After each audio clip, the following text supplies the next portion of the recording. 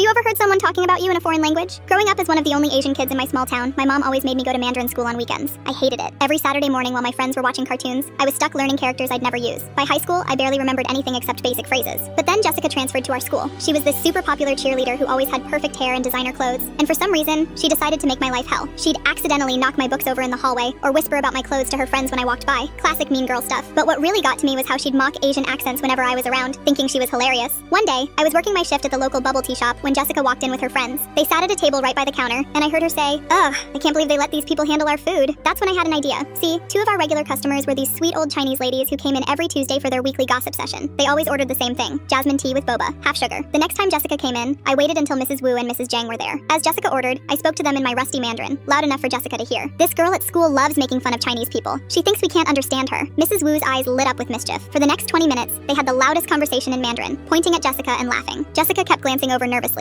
clearly uncomfortable. This became our weekly routine. Every time Jessica came in, I'd tell the ladies something new about her, how she cheated on her math test, or how her designer bags were actually fakes from the mall. They'd react dramatically, gasping and giggling. Jessica started coming in less and less. When she did, she'd grab her drink and practically run out. But then came the day of the big cheerleading competition. Jessica and her whole squad came in for pre-game bubble tea. Mrs. Wu and Mrs. Zhang were there as always. This time though, Jessica marched up to me and said in broken Mandarin, "I know you're talking about me." The entire shop went silent. Then Mrs. Wu burst out laughing and said in perfect English, "Oh honey, I was the head of the English department at Beijing University for 30 years. We've understood every nasty thing you've said about Amy." Mrs. Zhang chimed in, also in perfect English. "And those designer bags? My daughter works for Louis Vuitton. Those fakes aren't fooling anyone." Jessica's face turned redder than the strawberry boba. Her squad stood there with their mouths open as she ran out, leaving her drink behind. She never came back to the bubble tea shop after that. But word got around school fast. Turned out a lot of those useless Mandarin lessons came in handy after all. And now every Tuesday at 3 p.m., you'll find me having tea with Mrs. Wu and Mrs. Zhang. We still gossip in Mandarin, but these days, it's mostly them trying to set me up with their grandsons. Last week, Jessica transferred schools. I heard it was because everyone kept asking her to say something in Mandarin whenever she tried to be mean. Funny how things work out.